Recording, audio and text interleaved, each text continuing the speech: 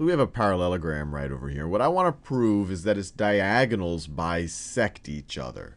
So the first thing that we can think about, these aren't just diagonals. These are lines that are intersecting parallel lines. So you can also view them as transversals.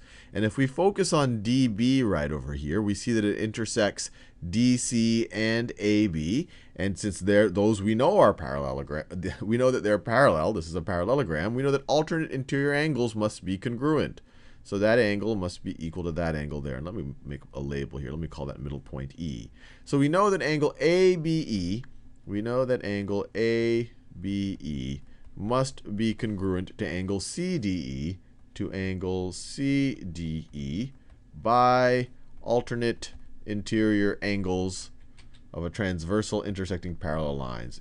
Alternate interior angles. Now, if we look at diagonal AC, or we should call it transversal AC, we can make the same argument.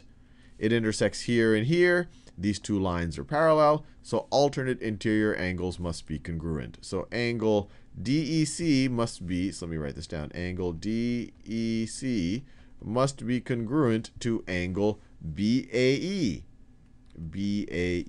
To angle BAE for the exact same reason. Now we have something interesting. If we look at this top triangle over here and this bottom triangle, we have one set of corresponding angles that are congruent. We have a side in between that's going to be congruent. Actually, let me write that down explicitly. We know, and we've proved this to ourselves in the previous video, that parallelograms not only are opposite sides parallel, they are also congruent. So we know from the previous video that that side is equal to that side. So let me go back to what I was saying. We have two sets of corresponding angles that are congruent. We have a side in between that's congruent. And then we have another set of corresponding angles that are congruent. So we know that this triangle is congruent to that triangle by angle, side, angle. Angle, side, angle. So we know that triangle, I'm going to go from the blue to the orange to the last one.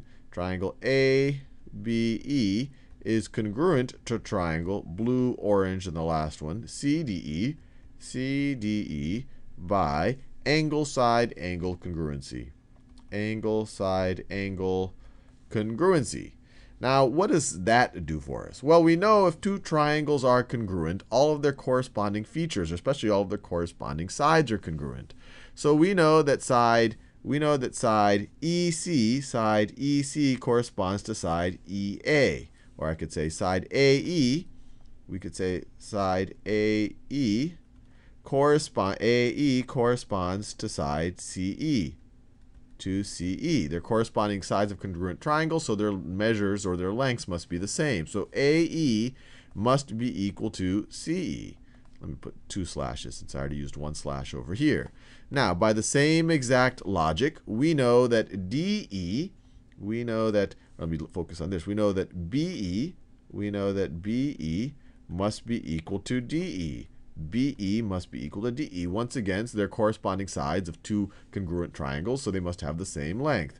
So this is corresponding sides of congruent triangles. So BE is equal to DE. And we've done our proof. We've shown that, look, diagonal DB is splitting AC into two segments of equal length, and vice versa. AC is splitting DB into two segments of equal length. So they are bisecting each other. Now let's go the other way around. Let's prove to ourselves that if we have two diagonals of a quadrilateral that are bisecting each other, that we are dealing with a parallelogram. So let me see. So we're going to assume that the two diagonals are bisecting each other. So we're assuming that that is equal to that, and that right over there is equal to that. Given that, we want to prove that this is a parallelogram. And to do that, we just have to remind ourselves, that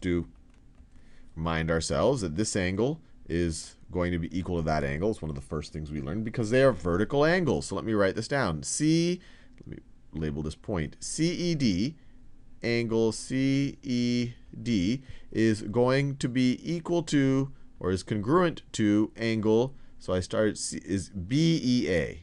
Angle BEA. And that, what is that? Well, that shows us that these two triangles are congruent because we have a corresponding sides that are congruent, an angle in between, and then another side. So we now know that triangle, I'll keep this in yellow, triangle AAEB is congruent to triangle AEB is congruent to triangle DEC. DEC by side angle side congruency. Side angle side congruency by SAS congruent triangles. Fair enough. Now, if we know that two triangles are congruent, we know that all of the corresponding sides and angles are congruent. So, for example, we know that angle CDE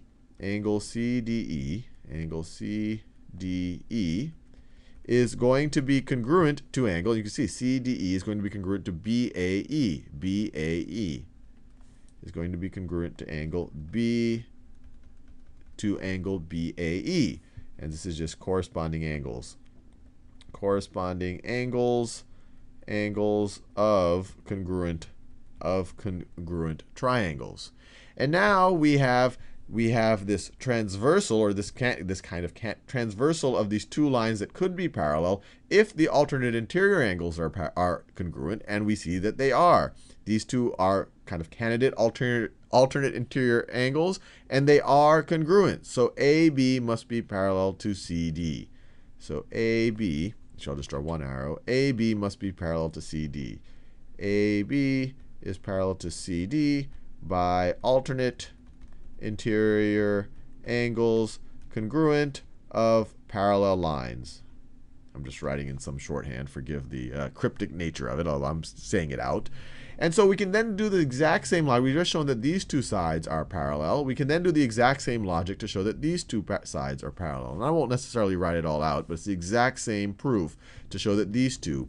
So first of all, we know that this angle is congruent to that angle right over there. And then we know, actually let me write it out. So we know that angle AEC is congruent to angle DEB, I should say. DEB. Angle DEB. They are vertical angles. Vertical angles. And that was our reason up here as well. Vertical angles. And then we see that triangle AEC must be congruent to triangle DEB by side angle side. So then we have triangle AEC must be congruent to triangle DEB by SAS congruency. Then we know that corresponding angles must be congruent, so that we know that angle, so for example, angle CAE